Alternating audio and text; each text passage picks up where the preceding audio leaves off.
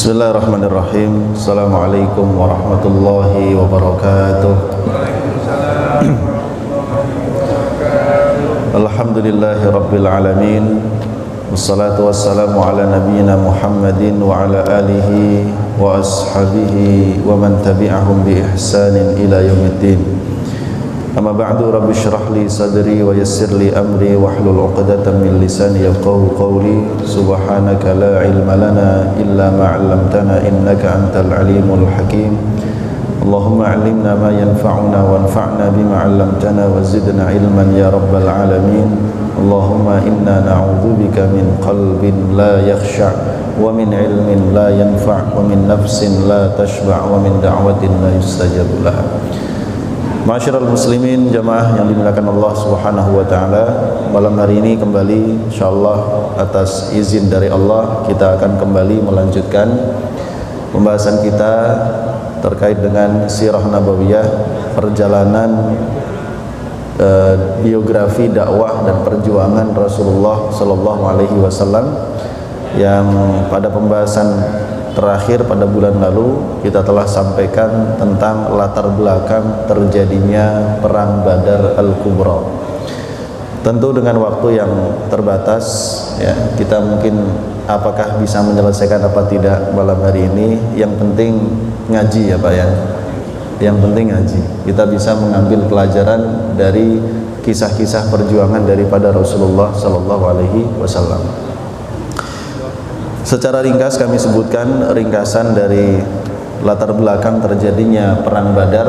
Kemarin kita sebutkan bahwa rombongan dagang yang dipimpin oleh Abu Sufyan yang pulang dari Syam menuju ke Madinah ini hendak dicegat oleh kaum muslimin. Namun apa daya, rupanya rombongan ini lolos dan mereka berhasil mengirim pesan ke Mekah untuk mengirim bala bantuan, dan disitulah kemudian Abu Jahal mengumpulkan seluruh kekuatan kaum Quraisy hingga terkumpul sebanyak 1000 lebih pasukan dengan perlengkapan yang amat sangat banyak. Tidak cuma itu, dengan berbagai macam perlengkapan pesta dan lain sebagainya, karena mereka benar-benar bertekad untuk meraih kemenangan dan akan berpesta pora setelah mereka dapat menghabisi kaum muslimin. Namun apa daya, kemudian yang terjadi, tujuan kaum muslimin untuk mencegat rombongan Abu Sufyan ini tidak tercapai. Justru yang terjadi di hadapan mereka adalah pasukan Abu Jahal dengan jumlah yang jauh lebih besar. Dan kita sudah sampaikan bahwa saat itu kaum muslimin dalam kondisi mereka itu tidak siap perang. Mereka hanya membawa perbekalan secukupnya saja, sebagaimana perbekalan yang dibawa oleh para musafir. Karena itu ketika Allah Subhanahu wa taala telah menetapkan bahwa mereka harus menghadapi pasukan Quraisy, sempat terjadi perasaan berat di dalam hati kaum muslimin. Tapi kemudian setelah diturunkannya beberapa ayat Al-Quran dari surah Al-Anfal, yaitu ayat ke-5 sampai dengan ayat ke-8, maka mereka pun pada akhirnya menerima perintah dari Allah Subhanahu wa taala, dan dikuatkan dengan pendapat beberapa orang sahabat yang mereka siap tunduk dan patuh kepada perintah dan instruksi dari Rasulullah sallallahu alaihi wasallam. Kemudian jamaah rahimakumullah, setelah itu mereka bergerak menuju ke tempat yang diinginkan, yaitu wilayah Sungai Badr. Namun ya, pun demikian Rasulullah sallallahu alaihi wasallam juga mengumpulkan berbagai macam informasi yang diperlukan tentang pasukan musuh dan pergerakan mereka, sudah sampai mana, seberapa besar kekuatannya ya, dan berbagai macam informasi yang diperlukan, hingga akhirnya Rasulullah SAW menyimpulkan jumlah mereka memang benar-benar antara 900 sampai dengan 1000 orang. Dan Rasul mendapati bahwa di antara 1000 orang itu terdapat para pembesar-pembesar Quraisy yang selama 13 tahun di Mekah, mereka orang-orang yang amat sangat getol untuk menimpakan keburukan dan kezaliman kepada Rasulullah dan kepada kaum muslimin. Nah, ma'asyiral muslimin jamaah rahimakumullah, Lalu tibalah kaum muslimin di tempat yang dituju, yaitu di wilayah perairan Badr. Ya, kalau disebut perairan itu maksudnya di sana ada beberapa sumur-sumur atau katakanlah kolam-kolam kecil gitu. Ya, yang di situ banyak air-air yang terdapat di sana. Nah, ketika Rasulullah memilih tempat tersebut, maka salah seorang sahabat Nabi yang bernama Al-Habbab Ibnul Munzir, ia bertanya kepada Rasulullah SAW, "Ya Rasul, apakah menurut engkau inilah tempat yang telah dipilihkan oleh Allah untukmu, ataukah ini hanya sekedar strategi yang datang dari dirimu sendiri?" Ya, jadi Habab ini punya ide. Cuma sebelum ia mengungkapkan idenya, dia ingin bertanya, karena kalau Rasul yang berbuat boleh jadi itu merupakan wahyu dan ketetapan dari Allah. Karenanya adab seorang mukmin sebelum dia menyampaikan pendapatnya, dia memastikan terlebih dahulu apakah yang dilakukan Rasul ini semata-mata adalah wahyu dari Allah, ketetapan, ketentuan yang artinya tidak ada ruang untuk memberikan masukan, ataukah ini merupakan strategi. Maka Rasulullah mengatakan, bal huwa ar-ra'yu wal harbu wal makidah. Ini bukanlah wahyu dan ketetapan dari Allah, melainkan ini merupakan pendapat, strategi dan juga tipu daya. Maka kemudian Habab mengatakan, "Ya Rasulullah, jika demikian, menurut saya ini bukan tempat dan posisi yang tepat. Menurut saya kita harus maju ke depan sampai di depan semua sumur-sumur yang ada di sini, sehingga sumur-sumur ini yang kita yang menguasai. Lalu kemudian kita bikin satu sumur saja sehingga air itu semua berkumpul di situ, sedangkan sumur lain kita uruk, kita tutup. Sehingga dengan demikian dalam strategi perang, siapa yang menguasai sumber air, ya, maka dia memiliki sumber perbekalan yang cukup. Tapi yang tidak menguasai sumber air, maka dipastikan nanti dia kalau kehabisan air, kehausan." Ini merupakan sebuah strategi yang sangat bagus yang diusulkan oleh Habab Ibnul Munzir. Nah, ketika itu kemudian Rasulullah SAW menyambut ide itu dan beliau mengatakan, ya, inilah ide yang sangat baik. Maka Rasul pun kemudian bergerak memerintahkan kepada para sahabatnya, ya, untuk maju ke titik yang disebutkan oleh Habab, kemudian membuat satu tempat air sehingga air itu semua dikumpulkan di situ, sedangkan sumur-sumur yang lainnya ditutup. Ya, disitulah kemudian mereka sembari menunggu datangnya pasukan musuh. Nah, jamaah rahimakumullah, ini menunjukkan bahwa dalam Islam itu, ya, siapapun diberikan kesempatan dan keleluasaan untuk menyampaikan ide-idenya, menyampaikan pendapatnya, tetapi tentu dengan adab, dengan tata krama, ya, sebagaimana yang diajarkan dalam Islam, ya, meskipun kemudian jika dalam satu jamaah, ya, sudah dibuat satu keputusan secara musyawarah dan mufakat, maka keputusan itu mengikat semua anggota yang ada. Nah, demikianlah yang dilakukan oleh Habab Ibnul Munzir. Dia menyampaikan saran dan juga usulannya kepada Rasulullah SAW, dan Rasul pun juga mau, meskipun beliau sebagai pimpinan tertinggi, sebagai seorang nabi dan rasul, orang yang mendapatkan wahyu langsung dari langit, beliau juga berlapang dada untuk menerima masukan dan saran dari sahabat-sahabatnya. Nah, kemudian ma'asyiral muslimin jamaah rahimakumullah, Al-Quran menggambarkan tentang bagaimana kondisi kaum musyrikin ketika mereka keluar dari kota Mekah menuju ke kota Madinah. Dalam Al-Anfal ayat 47, Allah Subhanahu wa taala berfirman, "A'udzubillahi minasyaitonirrajim. Wala takunu kalladzina kharaju min diyarihim batara wa ria'an nas wa yasudduna an sabilillah wallahu bima ya'maluna muhit." Di ayat ini Allah mengatakan, janganlah kalian seperti orang-orang yang keluar dari kampung mereka dalam keadaan batara, sombong, wari'an nas, pamer kepada manusia, wa yasudduna an sabilillah, dan mereka menghalang-halangi manusia dari jalan Allah. Karena Allah Subhanahu wa taala Maha meliputi semua yang mereka lakukan.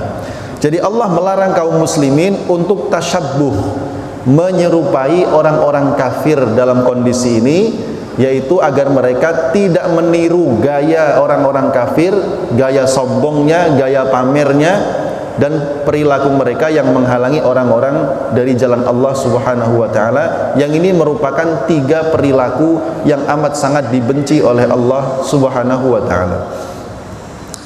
Mengapa demikian? Karena disebutkan dalam salah satu riwayat oleh Imam Al-Qurtubi dalam menafsirkan ayat ini, bahwa ketika itu Abu Jahal dan juga sahabat-sahabatnya atau para pengikutnya yang keluar dari kota Mekah mereka membawa para penari, para pemusik, para penyanyi, ya, budak-budak. Sehingga ketika mereka sampai ke wilayah Al-Juhfah, ia mendatangi sahabatnya yang bernama Khufaf Al-Kanani. Ini merupakan sahabatnya dari Abu Jahal.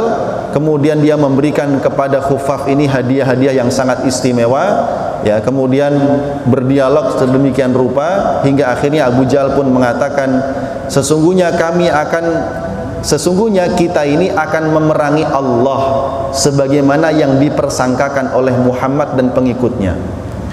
Fa wallahi, maka demi Allah, malana billahi min taqah wa in kunna nuqatilan nasa fa wallahi inna bina 'alan nasi laquwa. Demi Allah, kalau kita perang kepada Allah tentu kita enggak punya kekuatan, tapi kalau kita memerangi orang-orang, yaitu maksudnya Muhammad dan pengikutnya, tentu kita memiliki kekuatan, dan kita tidak akan pulang, tidak akan pergi kembali ke kota Mekah, ya, sampai kita benar-benar bisa menghabisi Muhammad dan pengikutnya, sampai kita bisa nyampe ke Badar, kita minum airnya, lalu kita pesta di sana, minum minuman keras, kita nyanyi-nyanyi, kita menari-nari di sana, ya. Sehingga kemudian kabar berita kemenangan kita akan sampai ke seluruh penjuru Jazirah Arab, maka mereka akan terus merasa takut dan merasa segan kepada kita untuk selama-lamanya. Ini kalimat ungkapan kesombongan, ya. Jadi Abu Jahal sudah merasa tinggi hati bahwa mereka pasti akan menang, dan mereka sudah merencanakan akan berpesta setelah mengalahkan kaum muslimin. Nah, ma'asyiral muslimin jamaah rahimakumullah, ternyata yang terjadi juga di tengah-tengah mereka, ya, ternyata terjadi perpecahan yang cukup luar biasa. Sampai ada satu suku dari rombongan perang ini yang memutuskan untuk mundur dan kembali ke kota Mekah. Apa yang terjadi? Jadi ketika mereka itu sudah sampai ke wilayah Al-Udwatul Quswa, mereka melihat pasukan kaum muslimin, ada yang berbicara seperti ini. Setelah mengamati dan lain sebagainya, ya, dia mengatakan, wahai kaumku, kita menghadapi suatu kaum yang kepala-kepala mereka itu seperti ular dan wajah-wajah mereka seperti pedang, ya. Sungguh kalau kita berhasil membunuh satu orang dari mereka, maka mereka tidak akan membiarkan kita lolos sebelum mereka berhasil membunuh kita. Kita menghadapi suatu kaum yang mereka sama sekali tidak takut akan kematian. Artinya ini sudah muncul rasa gentar di dalam hati mereka. Maka salah seorang tokoh mereka mengatakan, ya, wahai kaum Quraisy, dengarkanlah pendapatku dan ikutilah, ya. Sesungguhnya kalian kalau melakukan apa yang kalian inginkan, yaitu dengan memerangi Muhammad dan pengikutnya, maka setelah pun kalian menang, maka kalian akan melihat orang-orang yang membunuh saudara-saudara kalian sendiri. Karena ini kan sama dengan seperti perang saudara. Karena di posisi kaum muslimin itu, jumlah kaum muhajirin kan semuanya rata-rata dari Mekah. Mayoritas dari 300-an orang itu mayoritasnya dari Mekah semua, muhajirin. Melawan orang Quraisy juga dari Mekah. Jadi nanti itu ada orang tua lawan anaknya, paman melawan ponakannya, saudara melawan saudaranya. Ini perang Badar, Pak, ya. Maka Utbah bin Rabi'ah ini mengatakan, faj'alu haqqaha bi ra'si warji'u, ya. Dia mengusulkan, udahlah, bagaimana kalau kita kembali saja, kembali ke kota Mekah. Tapi Abu Jahal memaksa untuk tetap memerangi kaum muslimin, ya. Sempat terjadi perselisihan, ya, dengan Hakim bin Hizam namanya kalau tidak salah, hingga akhirnya perselisihan ini menjadikan Hakim membawa serta sukunya memisahkan diri dari kelompoknya Abu Jahal dan mereka kembali pulang ke kota Mekah. Meskipun demikian jumlah pasukan itu tetap 1000, Pak. Artinya apa? Berarti awalnya itu 1000 lebih di pasukan, sementara kaum muslimin sekitar 300-an. Nah, ma'asyiral muslimin jamaah rahimakumullah, sementara di pihak kaum muslimin ketika mereka tiba di sumur Badar, maka Sa'ad bin Mu'adz mengusulkan kepada Rasulullah SAW untuk membuat tenda sebagai tempat atau sebagai base camp, pusat komando yang disinggahi oleh Rasulullah SAW. Supaya apa fungsinya? Ya ini tadi sebagai base camp, pusat komando bagi Rasul. Yang kedua, tempat yang mengamankan Rasulullah SAW. Maka Sa'ad mengatakan, ya Rasul, tenda ini menjadi tempat bagimu sehingga kami bisa menjagamu, memastikan keselamatanmu. Kalau seandainya nanti kami kalah di medan pertempuran di bagian paling depan, maka engkau bisa segera dievakuasi, diselamatkan dan bertemu dengan saudara-saudara kami yang masih ada di Madinah. Ya, itu maksudnya. Maka Rasul menyetujui saran tersebut, maka dibuatlah tenda itu dan Rasul singgah di dalamnya ditemani oleh Abu Bakar As-Siddiq. Sementara di luar para pemuda yang dipimpin oleh Sa'ad bin Mu'adz, mereka berjaga-jaga sembari membawa pedang. Nah, kemudian juga jamaah rahimakumullah, dalam peristiwa itu Allah Subhanahu wa taala memberikan banyak kenikmatan kepada kaum muslimin. Jadi perjalanan ini satu, kita sampaikan di awal, kaum muslimin secara umum mereka tidak siap perang karena jumlah mereka sedikit, persenjataan mereka juga sederhana. Tapi mereka sudah terlanjur bertekad untuk mengikuti Rasulullah SAW, apalagi setelah diturunkan beberapa ayat tadi. Yang kedua, kondisi di tempat Badr ini, lokasi peperangan, itu namanya padang pasir. Pasir itu kalau diinjek, dia itu bergeser, ya, sehingga itu menyulitkan langkah kaum muslimin. Bahkan konon katanya sampai hari ini juga kondisinya begitu. Kecuali kalau pasir itu kemudian tertimpa air. Dan juga kondisi pada hari itu kaum muslimin rata-rata hampir semuanya mengalami mimpi basah, sehingga itu menjadikan mereka merasa diri mereka itu najis, nggak nyaman, ya. Maka di situ juga muncul waswas satu syaitan, bisikan-bisikan setan ke dalam hati mereka yang tentu itu membuat hati mereka semakin tidak nyaman. Maka di kemudian di malam tersebut, malam harinya, Allah Subhanahu wa taala menurunkan beberapa nikmat kepada kaum muslimin yang disebutkan dalam surah Al-Anfal ayat 11. Idh yughashshikumun nu'asa amanatan minhu wa yunazzilu 'alaikum minas sama'i maa'a liyutahhirakum bihi wa yudhhiba 'ankum rijzasy syaitan wa liyarbita 'ala qulubikum wa yuthabbita bihil aqdam. Ketika kalian ditutupi oleh rasa kantuk. Jadi malam itu mereka sangat ngantuk, ya, sehingga semua orang tertidur sampai sangat pulas, ya. Kemudian kami turunkan atas kalian dari langit air hujan. Padahal musim itu bukan musim-musimnya turun hujan, tapi Allah turunkan hujan. Apa fungsi air hujan itu? Kata Allah, satu, liyutahhirakum bih, yang pertama untuk mensucikan kalian yang tadinya junub karena mimpi basah, dengan turunnya hujan mereka menjadi suci. Yang kedua, wa yudhhiba ankum rijzasy syaitan, untuk menghilangkan dari hati kalian bisikan-bisikan setan yang membuat kalian tidak nyaman. Kemudian waliyarbita ala qulubikum, untuk menguatkan hati dan tekad kalian. Dan yang keempat, wa yuthabbita bihil aqdam, untuk mengokohkan kaki dan telapak kaki kalian. Ini fungsinya turun air hujan. Sehingga malam hari itu ketika mereka ngantuk, ya luar biasa, mereka tidur bisa pulas, ya, kemudian turun air hujan, dan air hujan itu memberikan begitu banyak manfaat kepada mereka, sehingga rasa tidak nyaman, rasa gentar dalam hati itu semuanya hilang.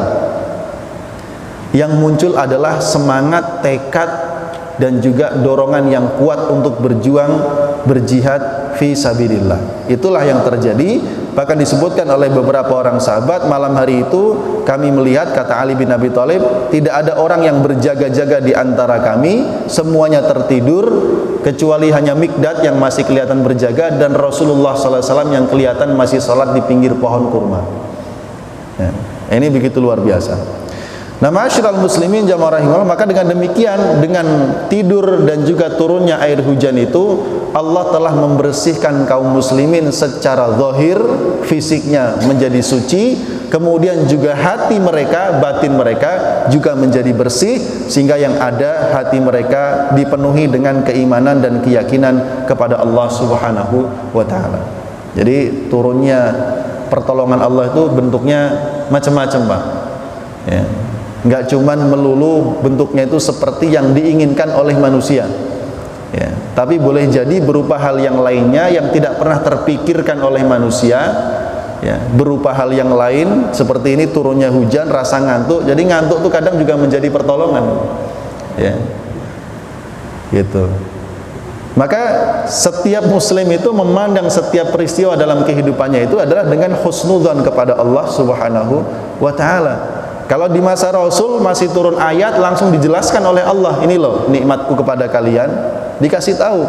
Tapi di zaman kita kan ayat Quran nggak turun lagi, maka kita berhusnudzon kepada Allah dengan mencontoh melihat apa-apa yang terjadi kepada kaum muslimin di masa yang lalu. Kemudian ma'asyiral muslimin jamaah rahimakumullah, Rasul juga memiliki strategi-strategi yang beliau atur untuk mencapai kemenangan, karena Rasul itu orangnya sangat detil, sangat teliti, dan juga menggunakan segala daya upaya, kekuatan dan juga kemampuan yang beliau miliki untuk meraih kemenangan, yaitu bentuk ikhtiarnya dimaksimalkan, ya. Meskipun jumlah mereka secara bilangan pasukan jauh lebih kecil, sepertiga dari pasukan musuh, begitu juga perlengkapan perangnya jauh lebih sederhana, tetapi itu tidak menjadikan Rasulullah kemudian berputus asa dan kemudian pasrah begitu saja. Ya udahlah, kita udah kalah bilangan, kalah jumlah, kalah sepersenjataan, paling kita kalah. Tidak begitu. Tapi Rasul tetap pada optimisme. Kenapa? Kan mereka di atas kebenaran. Orang itu selama di atas kebenaran, maka jumlah dan perlengkapan tidak menjadi persoalan, karena orang yang berada di atas kebenaran berarti dia berada di pihak Allah Subhanahu wa taala. Siapapun yang berdiri di atas pihak Allah, membela agama Allah, itu pasti ditolong oleh Allah. Itulah yang menguatkan kaum muslimin sehingga mereka memiliki tekad yang kuat, dan itu pula yang menjadikan Rasul kemudian berikhtiar semaksimal yang bisa dilakukan. Maka yang Rasul lakukan diantaranya yang pertama, strateginya adalah mengatur saf barisan pasukan itu serapi-rapinya, ya. Sampai Rasul itu menggunakan tongkat, dirapikan. Ibaratnya kalau saf solat itu, Pak, benar-benar harus rapi, lurus, rata, tidak boleh ada yang agak maju dikit atau agak mundur dikit, tidak boleh. Sehingga terjadi dalam proses meluruskan saf itu, ada salah satu sahabat Nabi yang namanya Sawad, ya. Karena dia terlalu maju ke depan, maka Rasul mengatakan istawi ya Sawad, luruskan wahai Sawad, dan Rasul memukulkan tongkat itu ke perutnya, ya. Maka Sawad itu enggak terima. Ya Rasul, engkau telah menyakiti aku. Demi zat yang telah mengutusmu dengan kebenaran dan keadilan, ya, saya ingin membalasmu, ya. Kalau kita dengar ini mungkin kita sakit hati juga, Pak, seperti sahabat yang lain. Lalu Rasulullah SAW membuka perutnya, artinya membuka bajunya, kelihatan perutnya, dan mempersilahkan Sawad untuk membalasnya. Tapi Sawad justru memeluk dan mencium perut Rasulullah SAW. Rasul bertanya, apa yang membuatmu melakukan ini wahai Sawad? Dia mengatakan, ya Rasulullah, ya, telah datang kepadaku satu kesempatan yang boleh jadi ini merupakan kesempatan terakhir kepadaku, dan aku ingin agar kulitku bersentuhan dengan kulitmu. Dan lalu kemudian Rasulullah SAW mendoakan kebaikan bagi Sawad. Ini luar biasa. Nggak mungkin dong sahabat balas Rasul, tapi dijadikan kesempatan untuk, ya, mencari keberkahan dan kepada Allah melalui Rasulullah SAW. Jadi strategi pertama merapikan shaf. Bahkan Rasul mengatur shaf yang paling depan adalah pasukan pemanah. atau pembawa tombak. Hal itu dimaksudkan untuk menghalangi serangan pasukan berkuda dari musuh. Jadi kalau pasukan berkuda maju, maka mereka dihujani dengan anak panah. Kemudian di barisan kedua, Rasul menempatkan pasukan-pasukan pelempar an-nabl. An-nabl itu ketapel, Pak. Ya, ketapel-ketapel besar tuh. Ya, atau manjanik disebutnya. Nah, itu yang diatur, baru kemudian di paling belakang pasukan pejalan kaki dengan pedang-pedangnya yang ada di tangan mereka masing-masing. Nah, kemudian jamaah rahimakumullah, Rasulullah juga berpesan kepada mereka untuk tidak memulai peperangan kecuali mereka yang maju duluan. Maka Rasul berpesan, kalau mereka sudah mulai mendekat, maka lemparilah dengan ketapel-ketapel kalian. Lalu Rasul juga mengatakan, jangan kalian menghunus pedang kalian sampai kalian benar-benar berada di tengah-tengah pasukan musuh. Kemudian Rasul juga mengatakan, wastabqu nablakum, yaitu hematlah dalam menggunakan anak panah. Ini kan strategi, karena jumlah pasukan mereka sedikit, pasukan musuh banyak. Kalau boros-boros amunisi habis duluan, ya habis mereka. Nah, ini diantara bentuk strategi yang diatur oleh Rasulullah SAW. Di samping itu juga jamaah rahimakumullah, Rasulullah SAW memberikan motivasi kepada para sahabatnya dengan kalimat-kalimat yang menjanjikan kebaikan dunia dan akhirat. Di antaranya ketika itu setelah melihat pasukan musuh yang begitu banyak, yang begitu besar, Rasulullah SAW memberikan semangat kepada para sahabatnya, qumu ila jannatin arduhas samawati wal ard. Bangkitlah kalian menuju surga yang luasnya seluas langit dan bumi. Maka sahabat Nabi yang bernama Umair ibnil Hammam, salah satu sahabat Ansar, dia mengatakan, ya Rasul, benarkah surga itu luasnya seluas langit dan bumi? Rasul mengatakan, benar. Lalu dia mengatakan, bah. Kalimat ini kalimat menunjukkan rasa takjub. Maka Rasul bertanya, kenapa kamu berkata seperti demikian? Maka dia pun menjawab, wahai Rasulullah sallallahu alaihi wasallam, tidak ada yang membuatku mengatakan demikian kecuali karena aku berharap semoga aku menjadi salah satu penduduk surga tersebut. Maka Rasul mengatakan, kamu adalah salah satu dari penduduk surga. Maka ketika perang berkecamuk, ya, dia ambil kurmanya yang ada di kantong, dia makan. Belum selesai dia mengunyah, dia bilang kepada dirinya sendiri, kalau untuk mendapatkan surga, saya harus nunggu ngabisin kurma ini dulu, kayaknya kelamaan. Maka dia buang kurmanya, dia maju ke medan pertempuran dengan memekikkan kalimat takbir, dengan membaca syair-syair perjuangan, hingga akhirnya dia pun berperang dan akhirnya terbunuh dan mati syahid. Benarlah kata Rasulullah SAW, kamu adalah salah satu dari penduduk surga. Jadi salah satu motivasi yang diberikan Rasulullah SAW kepada mereka. Bahkan Rasul juga nanti mengatakan ketika perang berkecamuk, walladzi nafsu Muhammadin biyadihi la yuqatiluhumul yauma rajulun fayuqtal sabiran muhtasiban muqbilan ghairu mudbirin illa adkhalahu Allahul jannah. Demi zat yang jiwa Muhammad ada di tangannya, tidaklah seseorang memerangi mereka pasukan musuh pada hari ini lalu kemudian dia terbunuh dalam kondisi tetap sabar, berharap pahala dari Allah, dia terus maju dan tidak mundur sedikit pun, melainkan Allah akan masukkan dia ke dalam surga. Karena ini perang pertama, Pak. Suasananya begitu genting. Kalau sampai ini pasukan kaum muslimin kemudian gentar dan mundur, ini bahaya. Makanya di antara rangkaian surah Al-Anfal itu, di antaranya ada ayat yang memperingatkan bahwa mundur dari peperangan itu merupakan dosa yang amat sangat besar. Ya, mundur dari peperangan adalah dosa yang amat sangat besar. Untuk apa? Memberikan penguatan kepada pasukan kaum muslimin. Dan tentu kita meyakini ini bukan sekedar kalimat-kalimat omong kosong dan janji-janji palsu. Karena kalau yang berbicara adalah Rasulullah SAW, itu pasti sebuah kebenaran. Karenanya kaum muslimin tidak meragukan sedikit pun atas apa yang disampaikan oleh Rasulullah SAW, maka mereka pun dengan gagah berani mereka maju ke medan pertempuran dan siap mempersembahkan yang terbaik dari apa yang mereka miliki, yaitu nyawa-nyawa mereka. Ya. Nah, ma'asyiral muslimin jamaah rahimakumullah, Rasulullah SAW juga menyempurnakan ikhtiarnya. dengan bermunajat, beristighotsah. Ya, istighotsah Pak, artinya meminta pertolongan kepada Allah Subhanahu wa taala. Di malam itu, ya, malam hari yang besoknya terjadi perang, Rasulullah sallallahu alaihi wasallam di dalam tendanya beliau berdoa kepada Allah Subhanahu wa taala.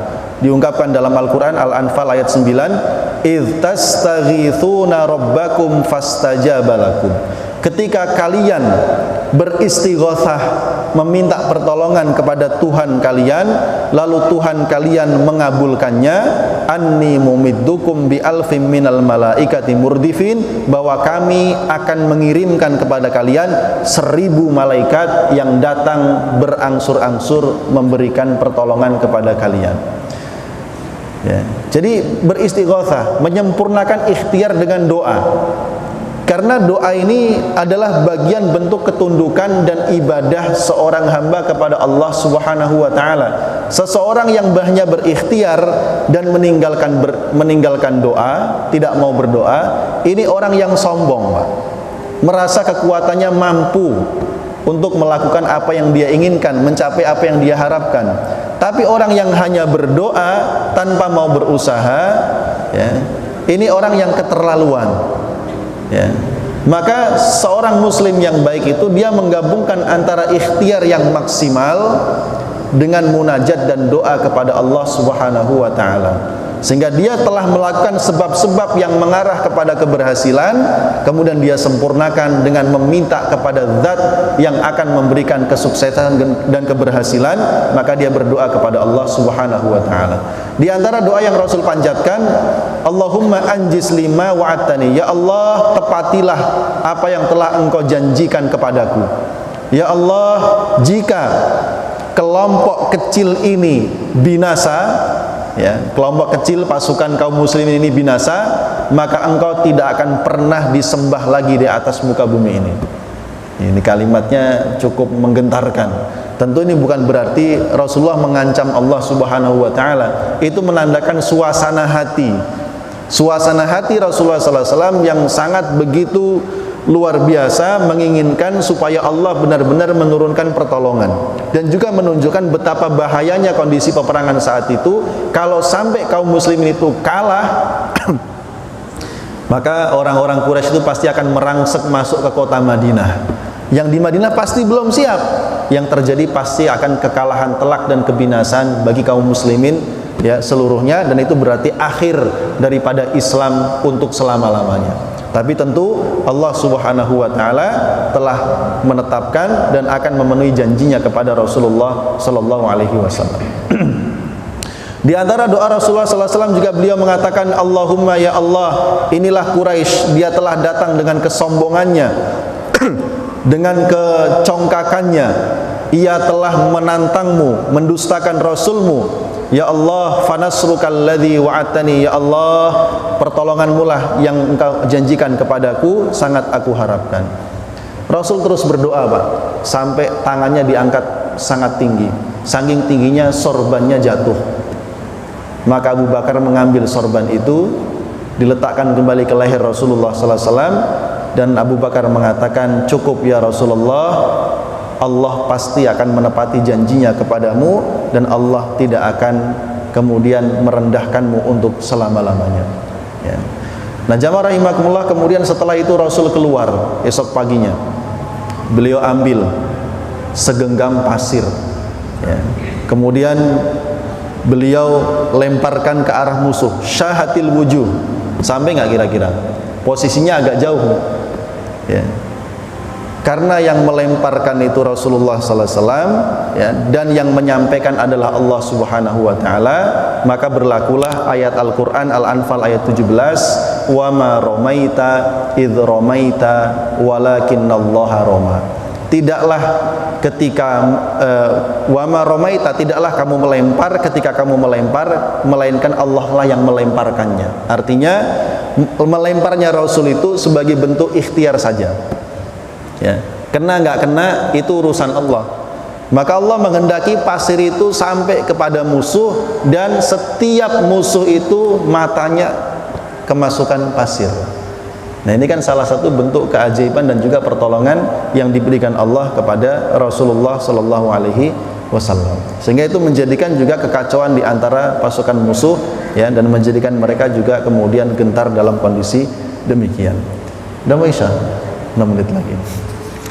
Baik, ma'asyiral muslimin jamaah rahimakumullah, ini belum masuk peperangannya ya. masih mukaddimah perangnya. Tapi ala kulli hal jamaah rahimakumullah, kita melihat bagaimana ikhtiar Rasul yang sangat maksimal. Nanti pada akhirnya perang itu dimulai dengan salah satu orang Quraisy. Ini orang yang paling buruk akhlaknya. Dia maju menantang kaum muslimin, kemudian didatangi oleh Hamzah, ditebas kakinya, akhirnya dia jatuh ke air, akhirnya ditusuk lagi oleh Hamzah, dia mati. Setelah itu datanglah atau majulah pasukan musuh sebanyak 3 orang yang menantang duel. 3 orang itu 3 bersaudara, Utbah bin Rabi'ah, Syaibah bin Rabi'ah, dan putranya Utbah yaitu namanya Walid bin Rabi'ah. Maka majulah dari kalangan kaum muslimin 3 orang Ansor, juga ini bersaudara, masih anak-anak muda, anak remaja malah. Tapi orang-orang Quraisy itu mengatakan, kami nggak mau ngelawan kamu. Yang kami inginkan orang-orang yang merupakan anak-anak dari paman-paman kami itu. Ya. Maka mereka meminta Nabi Muhammad untuk mengutus dari kalangan muhajirin. Maka Rasul mengutus namanya Ubaidah bin Haris, Hamzah bin Abdul Muthalib, dan Ali bin Abi Thalib. Masing-masing 1 lawan 1. Hamzah berhasil membunuh musuhnya, Ali membunuh musuhnya. Adapun Ubaidah bin Haris ini terluka, musuhnya juga terluka. Akhirnya dibantu oleh Ali dan Hamzah, musuhnya mati. Ubaidah dievakuasi, tapi 3 hari kemudian dia syahid karena luka yang cukup parah, karena kakinya putus. Ini Ubaidah bin Al-Haris. Nah, ma'asyiral muslimin jamaah rahimakumullah, setelah itu kemudian majulah pasukan musuh sehingga terjadi pertempuran yang amat sangat dahsyat. Dan Rasul tadi itu memotivasi dengan surga, memotivasi dengan macam-macam, sehingga pasukan kaum muslimin begitu sangat luar biasa, gagah berani. Apalagi Rasul mengatakan sayuhzamul jam'u wa yuwallunad dubur. Kelompok besar itu pasti akan kalah dan mereka pasti akan mundur. Maka itu semakin menguatkan semangat kaum muslimin, hingga akhirnya perang itu singkat cerita dimenangkan oleh kaum muslimin, apalagi dengan turunnya pertolongan Allah dengan para malaikat yang diturunkan oleh Allah Subhanahu wa taala. Jibril datang, kata Rasul, hadza Jibril akhidun bi ra'si farasi alaihi adatul harb. Inilah Jibril, dia datang menunggang kudanya dan membawa alat perangnya. Ya, nggak bisa kita bayangin kayak apa, Pak. Dan banyak kesaksian daripada sahabat Rasulullah sallallahu alaihi wasallam yang mereka menyaksikan pasukan musuh itu tiba-tiba terjungkal sendiri-sendiri. Loh, perasaan saya nggak ngelempar panah, tapi kok itu jatuh, itu jatuh, itu jatuh, itu jatuh. Ya. Maka tidak ada yang membuat mereka ragu, ya, selain bahwa itu adalah merupakan malaikat yang diutus oleh Allah Subhanahu wa taala, karena Allah sudah menjanjikan mengirim berapa tadi? 1000 malaikat. Bayangin, 1000 malaikat, ya. Kenapa harus 1000? Bukannya Jibril aja udah cukup, yaitu menunjukkan bentuk pertolongan Allah yang begitu luar biasa kepada hamba-hambanya, ya. Maka kalau ada berita-berita dari mujahidin Palestina, Pak, Al-Qassam, dan juga Saroya Al-Quds dan seterusnya, yang mereka menceritakan kisah-kisah uniknya dalam berjihad melawan pasukan Zionis, ya, yang seolah-olah ada yang melakukan operasi dan lain sebagainya. Apakah mungkin malaikat itu turun? Sangat mungkin, asalkan mereka memenuhi syarat-syarat yang memungkinkan Allah mengirimkan bala bantuannya dari langit. Apa itu? Berupa keimanan yang kuat, ketaatan yang maksimal, menjauhkan diri dari kemaksiatan, dan tawakal yang tinggi kepada Allah Subhanahu wa taala. Makanya pasukan mujahidin Palestina itu seleksinya sangat ketat. Kenapa? Karena mereka tahu jumlah mereka sedikit, perlengkapan mereka sederhana. Yang mereka andalkan apa? Ya pertolongan Allah. Maka mereka harus memenuhi semua persyaratan supaya Allah mau menurunkan pertolongan kepada mereka. Dan itulah yang terjadi pada hari ini. Percaya ataupun tidak percaya, itulah yang terjadi, ya. Dan tidak mungkin percaya kecuali orang yang beriman. Baik, jamaah rahimakumullah, barangkali demikian yang bisa disampaikan pada kesempatan malam hari ini. ya, jumlah korban dari kalangan orang musyrik 70 orang, dan yang menjadi tawanan juga 70 orang, rata-rata pemimpin-pemimpin Quraisy. Yang mati pemimpin, yang ditawan juga pemimpin, orang-orang besarnya. Adapun dari kalangan kaum muslimin, korbannya hanya sekitar 14 syuhada. Ya, 14 syuhada, 6 dari muhajirin dan 8 dari kalangan sahabat Ansor. Dan Rasul menugaskan salah seorang sahabat untuk mengumpulkan semua harta rampasan perang yang nanti akan dibagikan, dan tentang pembagian itu nanti ada kisah tersendiri sampai Allah turunkan surah Al-Anfal. Wallahu a'lam bishawab. Demikian, kurang lebihnya mohon dimaafkan. Kita cukupkan. Subhanakallahumma wa bihamdika asyhadu an la ilaha illa anta astaghfiruka wa atubu ilaik. Wassalamualaikum warahmatullahi wabarakatuh.